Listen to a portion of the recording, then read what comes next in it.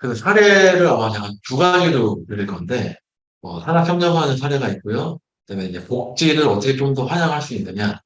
제가 브랜드명을 아니면 회사명을 하기는 애매해서 우선 앞에다가 이니셜로 진행을 했습니다. 연차. 아, 딱 보시면 그 생각 드시겠죠?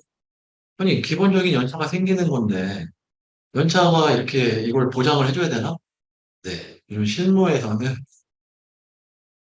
연차 촉진제라고 해서 연차를 1년 안에 쓰게 해가지고 쓰지 않으면 비용으로 해서 이제 주는 곳이 있고요. 아니면 촉진을 했는데 그 사람이 쓰지 않는 걸로 해가지고 없어지는 경우도 있어요. 근데 솔직히 외식 현장에서 연차를 쓴다는 게 쉽지는 않거든요. 아니면 또 뭐 스케줄이나 이런 부분에서 물론 뭐 보장된 휴학이기 때문에 맞긴 맞는데 사용하게 할 수 있다라던가 명절 전인 휴무를 하겠다던가 아까 말씀드렸던 자유시간 그다음에 외식 쪽에 있다 보니까 우리 홀 외식을 다루지 않은 홀에 있어도 좀 약간 뭐 이제 냄새라든가 이런 게 나올 수 있으니까 샤워 시설을 제공하겠다라든가 휴식 공간, 간식 타임을 제공하겠다. 상하반기 운동사원한테 선물을 뭐 주면서 희망을 해보겠다. 뭐 공간 건의를 해주겠다. 해외 문화를 체험할 수 있도록 해주겠다. 뭐 이런 부분 다 개발비를 지원해주겠다. 여기 오픈하는 것 같은데 자기 개발비도 지원해주겠다. 뭐 동아리 운영해서 활동비 지급하겠다. 뭐 휴양펀드 운영한다. 육아휴직 준다. 여러 가지 내용들이 있습니다. 출산 장려금, 금연지원금, 뭐 연간 의료 실비를 준다던가 여러 가지 뭐 좀 더 공부하고 싶은 친구들한테는 CS 강좌를 개설해 줘가지고 온라인 뭐 스마트 러닝 프로그램 요즘 운영하는 업체가 많이 있거든요. 아마 지금 제가 말씀드리는 강좌 같은 경우에는 그런 식으로 운영될 수 있는데 그 인터넷으로 해서 좀 이렇게 온라인 강의로 해서 본다거나 이런 부분도 많이 있어서 요즘에는 시간과 제약이 없잖아요. 그러다 보니까 CS 강좌도 온라인으로 보시는 분들 많이 계십니다. 그리고 월 1회 전문 강사 초청을 하는 것도 출석을 하면 되는 쪽으로 진행한다면 온라인 강의도 가능하기 때문에 그 진행도 가능하고요.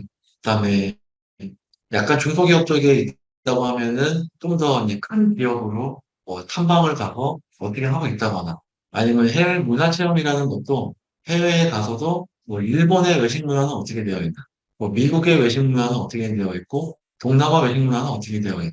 왜 그러냐, 왜 이런 것도 진행을 하냐면 회사에서도 이런 부분이 필요한 게 언제부턴가 그 인터넷이나 그 뭐 인스타그램, 페이스북 이런 부분이 활발하게 되면서 해외에도 워낙 활발해졌고요. 이제 코로나가 이제 뭐 그 엔데믹 타임으로 진행이 되면서 좀 더 이런 부분에 좀 글로벌화된 부분이 많이 있다 보니까 여러분도 직접 연남동에 있는 그 연트럴파크라던가 홍대라던가 강남역 아니면 뭐 이런 쪽에 지방 같은 경우에 대구에 뭐 뭐라고 하지 경성동가 맞은 그쪽 이런 쪽 부산의 서면이나 뭐 이런 쪽에 가시게 되면 한식, 양식뿐만 아니라 요즘에는 동남아, 아시아식도 상당히 많거든요. 베트남식으로 하는 쌀국수 집도 있고요. 뭐 태국식으로 하는 쌀국수 집도 있고요.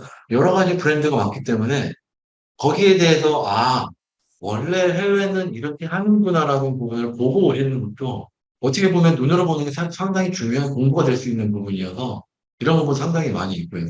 네, 뭐 지금 외식 현업에서 근무하시는 분들 같은 경우에는 호주 같은데 뭐 좀 한동안 트렌드이긴 했는데 뭐 저 워킹홀리데이 간다던가 뭐 그런 부분도 많이 있었고요. 뭐 이런 부분에서 좀 요즘에 여러 업체들에서 좀 많이 이런 식으로 진행을 하고 있다. 그래서 이런 쪽도 많이 그 구직을 하실 때에도 이런 부분도 많이 제공된다는 걸 보시면 조금 더 외식 쪽에 관심을 갖게 되지 않을까. 네, 그 생각도 좀 해봅니다. 그럼 산학협력이라는 게 있는데, 뭐, K업체, G업체, 아까 제가 거의 말씀드린 것 같아요.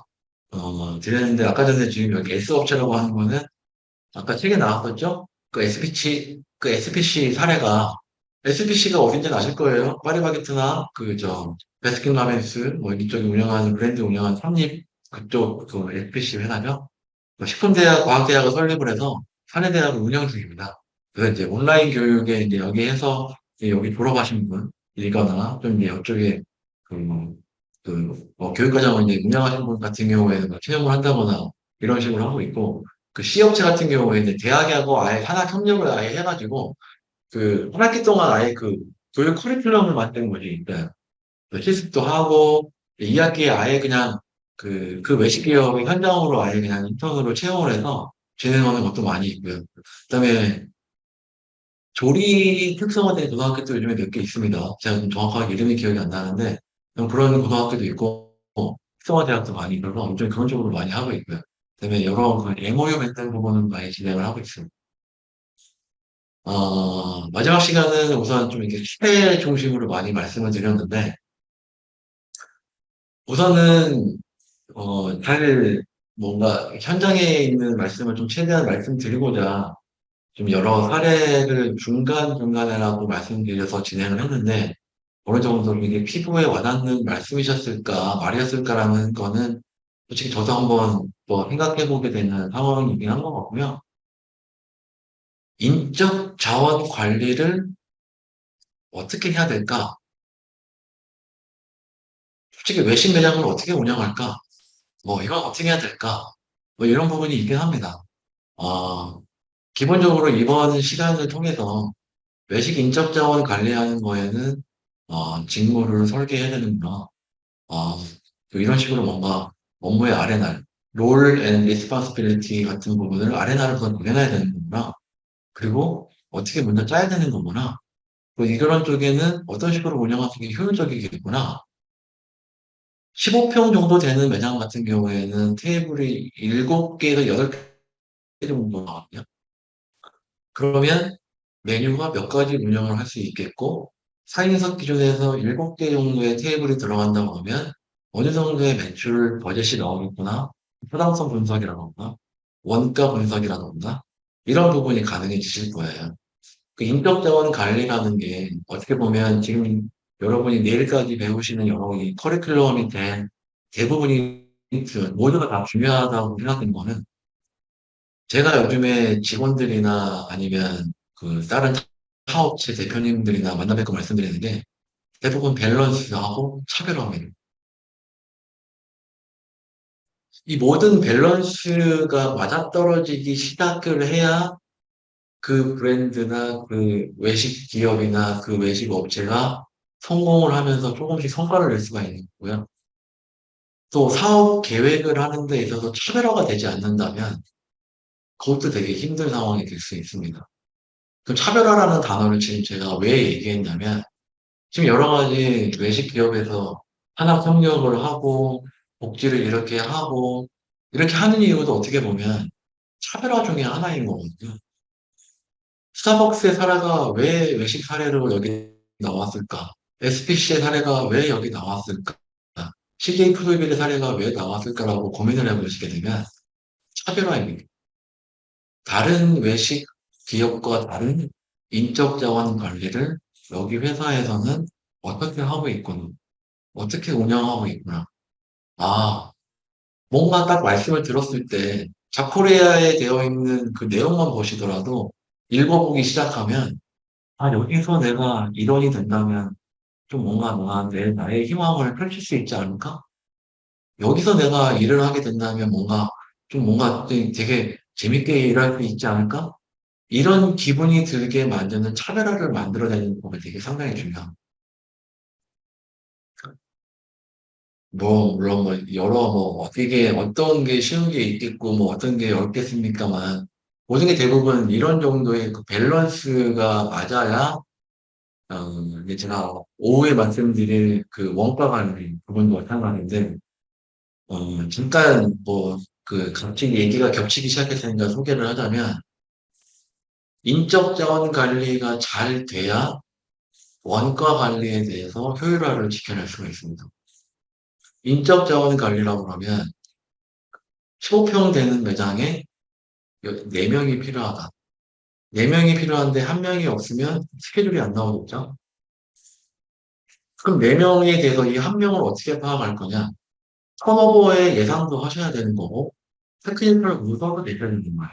턴오버라는 거는 혹시나 퇴사할 수 있을까?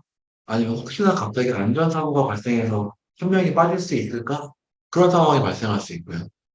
인적 자원 관리자가 봤을 때, 아, 이 사람은 좀 뭔가 느낌이 원앤원도 해보고 계속해서 면담을 해봤는데 조금 뭔가 우리 미당에도 이상할 것 같다. 이런 예상이 생기는 걸 커버가 된다라고 얘기를 하는데 그럼 바로 테크니컬 오더를 내려가지고 바로 인원을 채워주셔야 돼요. 그래야 외당이 원활하게 돌아갈 수가 있거든요. 그 원활하게 돌아가지 않으면 어떻게 전에 어떻게 된다고 그랬죠? 네 명이 할 일을 세 명이 나눠서 해야 되는 상황이 발생할 수 있어요. 그러면 그만큼 서비스가 떨어지게 되겠죠. 그만큼 그러면 고객들이 이탈하게 되겠죠. 그만큼 매출이 떨어지겠죠. 그만큼 마케팅을 조금 더 힘을 써야겠죠. 여러 가지 이런 밸런스적인 문제가 발생할 수 있습니다. 그런 부분에서 봤을 때 인적 자원 관리는 모든 게 중요하지만 정말 이 부분도 중요한 부분의 하나라고 말씀드릴 수 있고 마지막으로 아까 전 적었던 퍼포먼스는 어빌리티 플러스 모티베이션 능력과 동기부여 능력은 이론과 실무를 어느 정도 교육을 해줘야 되고 모티베이션 계속 동기부여를 해줘야 퍼포먼스가 나온다 라고 생각하는 게 어떻게 보면 오늘 제가 오전 시간에 말씀드렸던 거에 제일 중요한 문장일 것 같아요. 어, 외식적 자원 관리에 대해서 말씀드렸던 오기였습니다. 오늘 오전 시간 너무 고생하셨고 식사 맛있게 하시고 오후에는 외식 재무 관리 소규모로는 원가 관리라고 말씀드릴 수 있겠는데 그 시간을 통해서 좀 더 자세한 외식 실무적인 내용을 말씀드릴 수 있는 시간을 갖도록 하겠습니다. 오전 시간 너무 고생하셨습니다. 감사합니다.